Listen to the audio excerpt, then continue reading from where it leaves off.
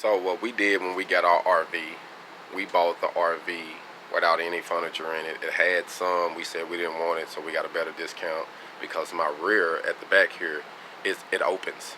So it's a patio, so I'm able to put real furniture in the inside. So I liked that better. So that's why we bought the full size big couch with the bed comes in, pretty much a queen size, full size bed I think comes out of it. And so that's a plus when you have company and my kids are over. The captain chairs just gave us more room. They're comfortable.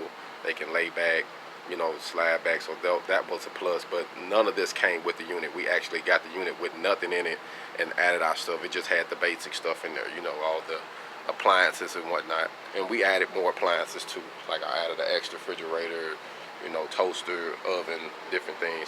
And this one also came with a fireplace. So we got a fireplace and stuff in here and a place where I call my office over here. So that's what we got. Hold on.